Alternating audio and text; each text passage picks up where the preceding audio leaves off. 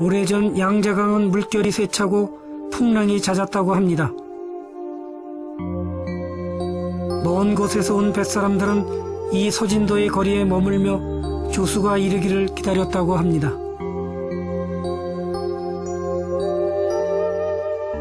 최부 또한 이곳에서 조수의 때를 기다려 배를 갈아탔습니다. 그리고 이곳에서 수많은 물자들이 배에서 배로 옮겨지는 것을 보았습니다. 서진도의 거리 곳곳에는 당시 나루터에서 일했던 부두 노동자들의 동상이 세워져 있습니다.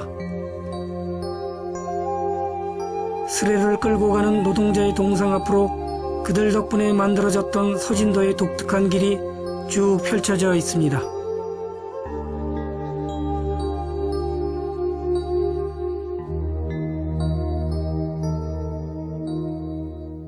바로 앞이 서진도 부두거든요.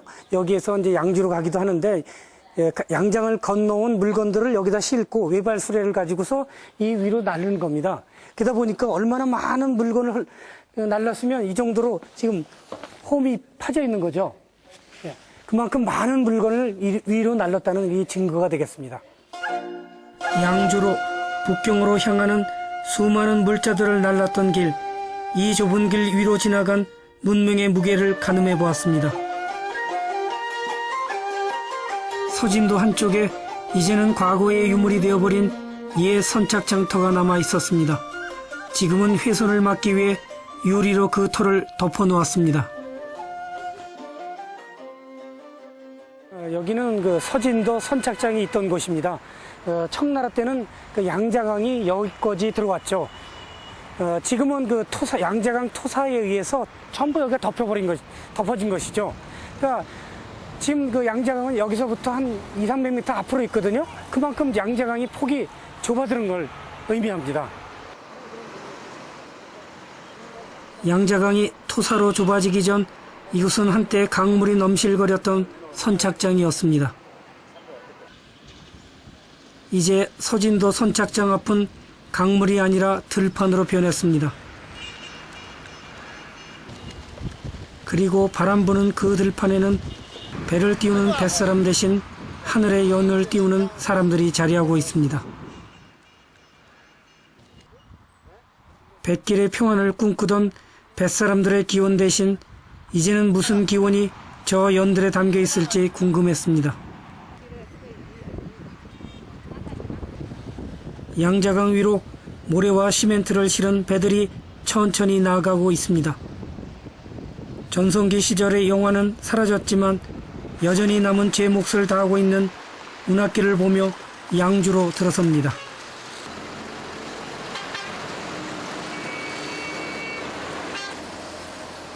양자강변의 운하도시 양주는 인구 460만이 살고 있는 수은 교통의 중심지입니다.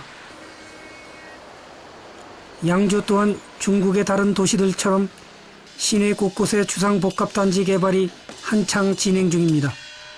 단지 착공을 축하하기 위해 축하연을 벌이고 있는 현장을 만날 수 있었습니다.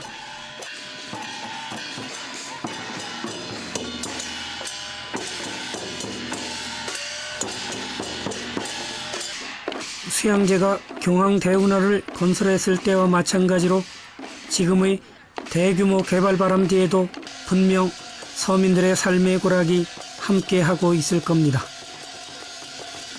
그 옛날 양자강의 뱃길을 지켜주었던 용신을 공사장에서 지켜보니 감회가 남달랐습니다. 수로변으로 아파트가 질비한 양주 시내 풍경을 보며 뒷골목 탐방에 나섰습니다. 이제부터 양주의 맛을 찾아볼 요량입니다. 볶음밥으로 유명한 양주지만 이번엔 양주의 특별한 만두를 맛보기로 했습니다. 还有一道是蟹黄包，一道是青菜包。好，这底下呢，这一道是小三丁，是鸡丁、笋丁、肉丁。那这是蟹黄，千层油膏煮的烧麦，这是一道青菜，还有一道蒸饺。好，请慢用。好，谢谢。 드디어 만두가 눈앞에 놓였습니다. 양주에 와서 만두를 먹지 않으면 양주에 오지 않았다는 말이 있습니다. 그 대표적인 음식이 산띵바오라는데 이것입니다. 여기는 돼지고기, 닭고기, 죽순을 넣어서 만든 것입니다. 이 삼정포의 내용물에 여기 그 돼지고기고, 그다음에 조금 작은 게 닭고기가 되고, 그다음에 이 야채같이 보이는 것이 죽순입니다. 네, 맛있습니다. 양주의 또 다른 대표적인 요리 하나인 황당포입니다. 이 요리는 다른 요리하고 좀 특별한데, 이것을 먹는 방법이 이 스트로를 사용합니다. 스트로를 가운데다가 꽂고 그 내용물이 이 안에 있습니다. 이것을 천천히 빨아 마셔야 되는 거죠.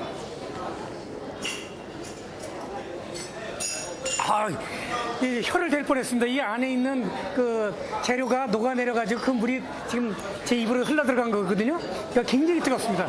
그러니까 이거를 들여 마실 때는 굉장히 조심해야 됩니다. 근데 맛은 굉장히 좋습니다. 뜨거운 황당포 국물을 마시고 나니 여정의 피로가 싹 풀리는 듯 했습니다.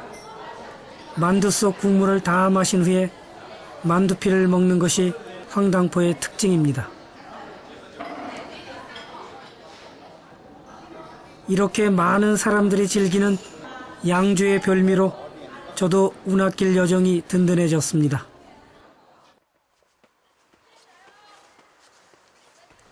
뱃속이 든든해야 하는 이유가 여기에 있었습니다.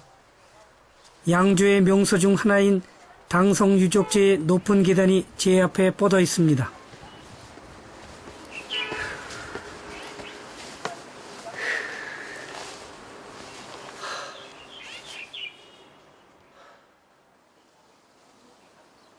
당성 유적지는 말 그대로 당나라 시대에 건축된 성터와 성문을 말합니다.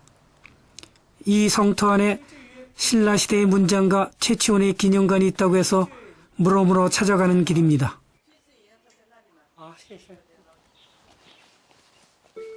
중국에서 신라의 학자 최치원의 흔적을 만나니 감회가 남달랐습니다.